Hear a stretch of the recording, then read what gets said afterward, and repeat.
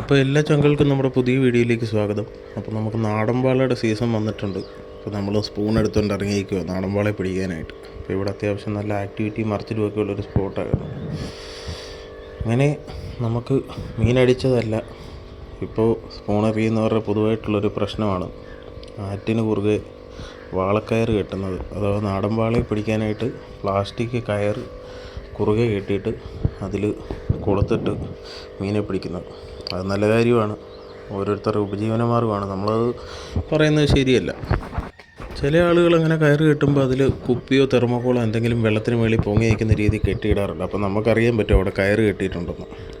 അപ്പം അവർക്ക് മീനെ പിടിച്ച് ഉപജീവനം നടത്തുന്നവർക്ക് നമ്മളങ്ങനെ ചെയ്യരുതെന്ന് പറയാൻ നമുക്ക് യാതൊരു അധികാരവുമില്ല. കാരണം ഈ ആറെന്ന് പറയുന്ന ആരുടെയും സ്വത്തൊന്നുമല്ല. നമ്മളെപ്പോലുള്ള ചൂണ്ടക്കാർക്ക് അത് പണി കിട്ടാറുണ്ട്. അപ്പോൾ ഇവരങ്ങനെ എന്തെങ്കിലും ഒരു അടയാളം ഇട്ട് വെക്കുവാണെങ്കിൽ നമ്മൾ ഒരിക്കലും അങ്ങോട്ട് എറിയത്തില്ല, കാരണം അവിടെ കയറുണ്ടെന്ന് നമുക്കറിയാൻ പറ്റും. പക്ഷേ ചില ആൾക്കാരെന്ന് പറഞ്ഞാൽ വെള്ളത്തിനടിയിൽ കൂടെ കയർ കുറുകെ കെട്ടിയിടും. അപ്പോൾ നമുക്കറിയാൻ പറ്റുകയില്ല. നമ്മളും പൈസ കൊടുത്താണ് സാധനങ്ങളൊക്കെ വാങ്ങിക്കുന്നത്. നമുക്ക് നല്ല രീതിയിൽ നഷ്ടം വരും. നമ്മുടെ സ്പൂണും നൂലും എല്ലാം പൊട്ടിപ്പോകും. അപ്പം അങ്ങനെ ചെയ്യുന്ന ഒരിക്കലും ഒരു തെറ്റാന്ന് ഞാൻ പറയുന്നില്ല. പക്ഷേ ഇങ്ങനൊരു അടയാളം കൂടെ വെച്ചാൽ നമുക്കത് വലിയ ഉപകാരമായിരിക്കും. കാരണം ഇതുകൊണ്ട് ജീവിക്കുന്ന ഒത്തിരി ആൾക്കാരുണ്ട്. അതിനകത്ത് നമുക്കൊരു തെറ്റും പറയാനില്ല. അപ്പോൾ ഇങ്ങനത്തെ കയറ് സ്പൂൺ ഉടക്കി കഴിഞ്ഞാൽ പിന്നെ അത് പൊട്ടിപ്പോവുകയല്ലാതെ വേറൊരു മാർഗ്ഗമില്ല. അല്ലെങ്കിൽ അത് തിരിച്ചു കിട്ടാൻ വളരെ ബുദ്ധിമുട്ടാണ്. അങ്ങനെ നമ്മൾ കാസ്റ്റ് ചെയ്തുകൊണ്ടിരുന്നപ്പം നമ്മുടെ ചൂണ്ട ഒരു ഉടക്കിൽ പെട്ടു. അത് വലിച്ചു പൊക്കി നോക്കിയപ്പോഴാണ് നമുക്കത് കയറാമെന്ന് മനസ്സിലായത്. അപ്പോൾ എടുക്കാൻ വേറൊരു നിവൃത്തിയില്ലായിരുന്നപ്പോഴാണ് നമ്മുടെ ഫ്രോയിഡ് എടുത്തു തരാമെന്ന് പറഞ്ഞു. പറയാൻ കാര്യം അവിടെ ഒരു വള്ളം ഉണ്ടായിരുന്നു, കടത്തുവള്ളം ഉണ്ടായിരുന്നു. പക്ഷേ അതിലൊരു തുഴയില്ലായിരുന്നു.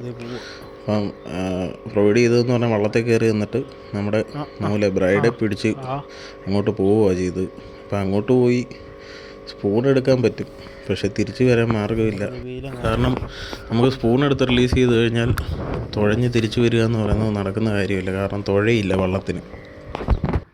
പിന്നെ ഇതൊരു ഫിഷിംഗ് വീഡിയോ അല്ല, നമ്മുടെ സ്പൂൺ ഉടക്കിൽ നിന്ന് എടുക്കുന്നത് നിങ്ങൾക്ക് ജസ്റ്റ് ഒന്ന് കാണിച്ചു തരണമെന്ന് തോന്നി, അതുകൊണ്ടിട്ട വീഡിയോ ആണ്. അപ്പോൾ താല്പര്യമുള്ളവർ മുഴുവൻ കാണുക. വീഡിയോ ഇഷ്ടമായാൽ ലൈക്ക് ചെയ്യാനും ഞാൻ പറഞ്ഞ കാര്യങ്ങൾ ശരിയാണെന്ന് തോന്നിയാൽ ഷെയർ ചെയ്യാനും മറക്കരുത്. നിങ്ങൾക്ക് എന്തെങ്കിലും അഭിപ്രായം ഉണ്ടെങ്കിൽ നിങ്ങൾക്കത് കമൻറ്റായിട്ട് രേഖപ്പെടുത്താം. അതേപോലെ നമ്മുടെ വീഡിയോസ് നിങ്ങൾ ആദ്യമായിട്ടാണ് കാണുന്നതെങ്കിൽ നമ്മുടെ പേജ് ഒന്ന് ഫോളോ ചെയ്യാനും മറക്കരുത്. അങ്ങനെ നൂലെ പിടിച്ച് ഫ്രോയിഡ് ഏകദേശം നമ്മുടെ സ്പൂണിൻ്റെ അടുത്ത് എത്തിയിട്ടുണ്ട്. അപ്പോൾ ഞാൻ അത്ഭുതത്തോടെ കണ്ടു നിന്നൊരു കാര്യമാണ് കുട്ടനാട്ടുകാരുടെ വള്ളത്തേലുള്ള ബാലൻസ്. കാരണം വെച്ചാൽ നമ്മൾ അതേ കയറി ഇരുന്നാൽ തന്നെ വീഴും. ആ കാര്യത്തിൽ അവരെ സമ്മതിക്കുക തന്നെ വേണം. കാരണം ഒരിതും ഇല്ലാതെ വള്ളത്തിൻ്റെ മേളിൽ കൂടെ ചുമ്മാ സിമ്പിളായിട്ട് അവർ നടന്നു പോകുന്നത്. പൊതുവേ കുട്ടനാട്ടുകാരെല്ലാം വള്ളമായിട്ട് നല്ല ഇതാണ്, അവർക്ക് നല്ല ബാലൻസാണ്. നമ്മൾ അന്തിച്ച് നിന്നു പോകും. ആ സമയത്ത് നമ്മളതേ കയറുവാണെങ്കിൽ ചിലപ്പോൾ വള്ളം ഉൾപ്പെടെ മുങ്ങിപ്പോകാനുള്ള സാധ്യതയുണ്ട്. അങ്ങനെ നമ്മുടെ സ്പൂണൊക്കെ എടുത്ത് ആശാൻ തിരിച്ചു വരിക.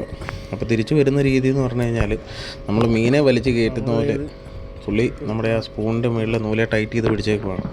നമ്മൾ റീല് ചുറ്റിയാണ് വള്ളം കരക്കടുപ്പിക്കുന്നത്. അത് നിങ്ങൾക്ക് കണ്ടാൽ മനസ്സിലാവുമെന്ന് തോന്നുന്നു. ഇടല്ലേ എൻ്റെ കണിയിരിക്കും.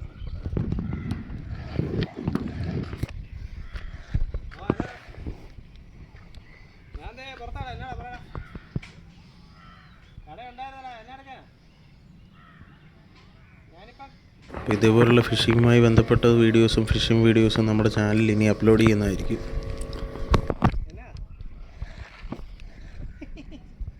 അങ്ങനെ നമ്മുടെ സ്പൂണ് നമ്മുടെ കയ്യിൽ എത്തിയിരിക്കുകയാണ്. ഇതേപോലുള്ള വീഡിയോസുമായിട്ട് നമുക്ക് വീണ്ടും കാണാം.